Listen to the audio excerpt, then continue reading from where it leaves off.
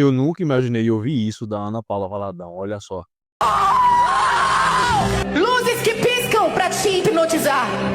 O som de um teclado que não toca louvores, mas frequências que viciam o cérebro como dopamina, como droga. E tem gente achando que o culto foi uma grande bênção, confundindo a unção de Deus com um atalho do inferno. Tem igrejas fazendo associação com Mamon, pensando que é um parque de diversões que vai atrair as famílias e as crianças da sua cidade. Tem pipoca sendo vendida na porta para dar 500 mil reais por mês para um empresário. Eu quero denunciar aqui. Você quer mudar de igreja para fazer negócio, vai logo! Se você só senta numa mesa em que você é o menor porque você quer ganhar alguma coisa com as pessoas com quem você convive, isso não é evangelho.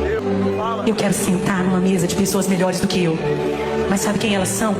São os intercessores, são os profetas, são aqueles que moram em morros, moram em comunidades pobres, mas que veem os morros acenderem, os gravetos brilharem. Não existe uma técnica humana que possa nascer um homem de novo. Eu desafio qualquer espírito a se levantar diante do trono e se comparar com o Altíssimo. Mas está chegando um dia, diz o Senhor, em que todas as obras vão passar pelo fogo, porque nessa casa só o Senhor é Deus! Só o Senhor é Deus! Só o Senhor é Deus! Trouxe aqui outros vídeos da Ana Paula Valadão falando sobre a questão da Igreja Católica. No entanto, quando ela tocou nesse ponto aí, eu achei bem elucidativo. Não é briga, não é discórdia que ela está fazendo dentro da Igreja Protestante, não. É algumas questões que ela está tocando na ferida e que eu vejo que são necessárias para nós entendermos aquele contexto lá protestante. E para que muitos protestantes também fiquem mais elucidativos em relação a muitas questões. Principalmente a questão do cristianismo em si, o que é a verdade? É só materialismo, é só a teologia da prosperidade? Ou é a busca pela verdade, pelo fim último que é Deus? É isso que a gente tem que pensar.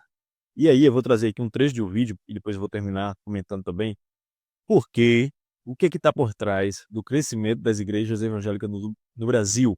É uma reportagem da BBC. Olha só para vocês entenderem o que eu estou a falar. O Brasil tinha pouco mais de 17 mil templos evangélicos em 1990. Em 2019, esse número ultrapassou 109.500, segundo um levantamento publicado recentemente. Só no último ano da pesquisa, isso significou uma média de 17 novos templos abertos por dia. Eu sou Camila Veras Mota, da BBC, aquelas pessoas que podem ter tido algum contato com a igreja pela televisão. O demógrafo José Eustáquio cita uma pesquisa feita no estado do Rio de Janeiro, que identificou que os evangélicos já eram maioria em relação aos católicos nas regiões onde havia igrejas evangélicas às margens de rodovias ou avenidas importantes, ou seja, onde estavam bem acessíveis para a população. O especialista afirma que o crescimento dos templos evangélicos no Brasil também tem relação com o êxodo rural que deslocou milhões de pessoas do campo para a periferia das grandes cidades brasileiras nas décadas passadas. E como afirma Vitor Silva, nas periferias do país, as igrejas evangélicas acabam prestando serviços de assistência social e ocupando espaços em que o Estado brasileiro está ausente. A legislação brasileira também teve um papel crucial nessa expansão. Primeiro, a Constituição de 88 garantiu a isenção de impostos a igrejas e templos religiosos. Depois, o presidente Luiz Inácio Lula da Silva, ainda no seu primeiro mandato, facilitou a abertura de igrejas com uma lei de 2003, que na prática impede o Estado de negar um registro a uma organização religiosa. Com tudo isso, nas palavras do demógrafo José Eustáquio, ficou mais fácil abrir uma igreja do que uma empresa no Brasil. O terceiro ponto talvez surpreenda muita gente, mas o maior ciclo de crescimento de templos evangélicos não aconteceu em períodos de crise econômica, mas sim de bonança na economia brasileira. Segundo o estudo da USP, o maior boom de templos evangélicos aconteceu entre os anos de 2000 e 2016, antes de a economia brasileira se deteriorar. Por que isso aconteceu? Bom, além da mudança legal promovida por Lula em 2003, Vitor Silva explica que é durante os ciclos de crescimento que as famílias, principalmente as de baixa renda, têm mais renda excedente para pagar os dízimos e as ofertas para as igrejas. Para concluir, da mesma forma que cresceu, o protestantismo brasileiro também se tornou mais diverso nas últimas décadas. Os pesquisadores hoje dividem os protestantes em 3 grandes grupos. Os missionários ou tradicionais, mais diretamente ligados ao protestantismo europeu que surgiu no século XVI. 2, os pentecostais, que são majoritários no Brasil. E 3, os neopentecostais, que têm mais ênfase na chamada teologia da prosperidade. Então, vamos por pontos. A questão dos pastores que são coaches.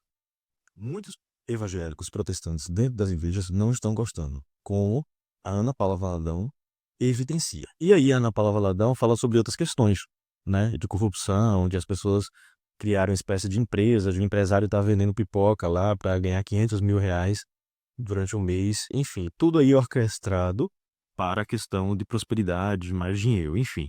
Muitos protestantes estão vendo isso como algo ruim, enfim, aí migram de igreja em igreja, Ou muitos protestantes também estão saindo dessas igrejas e indo para a igreja católica, pois existe muitos relatos de conversão à igreja católica, como a gente percebe. Então, esse número de que a igreja católica vai perder fiéis e que em 2030 os protestantes evangélicos serão mais, isso pode mudar muito bem. Eu acho que vai mudar por vários fatores, por causa dessas confusões que estão acontecendo e por diversos fatores também que podem entrar nessa conta, que a gente poderia analisar com mais calma, enfim, em outro vídeo.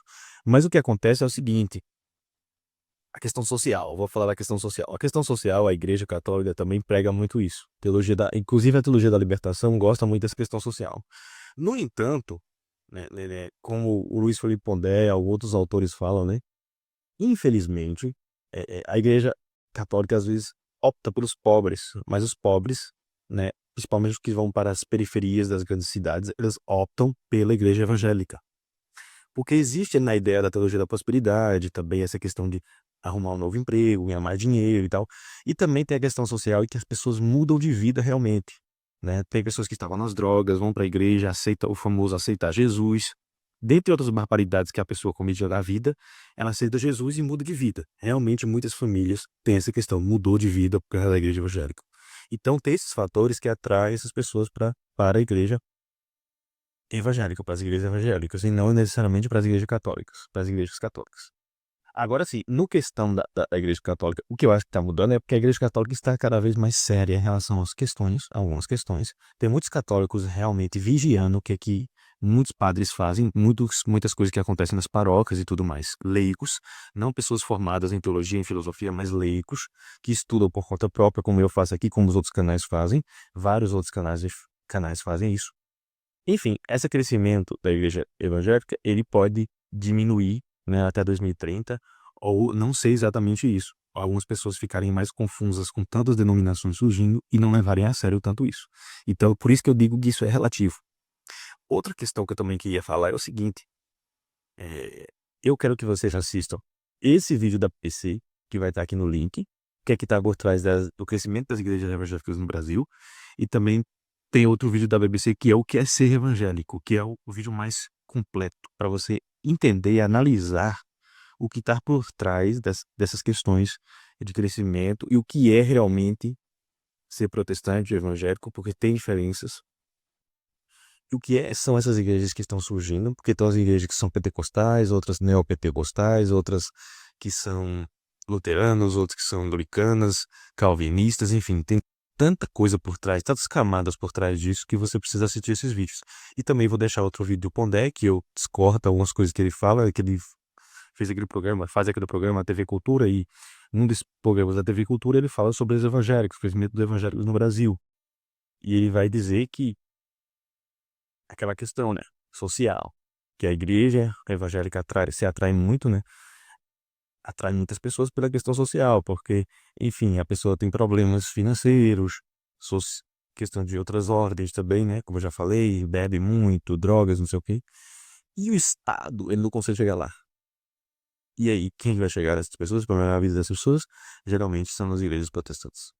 Então, a igreja católica, quando ela faz opção pelos pobres, ela precisa ser mais efetiva, não no sentido de falar de teologia da prosperidade, mas no sentido de falar a verdade da doutrina.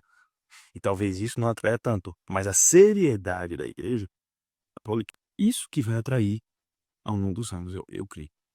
E é isso, assista os links dos vídeos, talvez para contextualizar tudo que eu estou falando com o vídeo que eu fiz, para você entender e relacionar essas coisas, porque são várias camadas, mas se você assistir esses vídeos, você vai entender os meandros da situação. Salve Maria, Deus abençoe, até o próximo vídeo.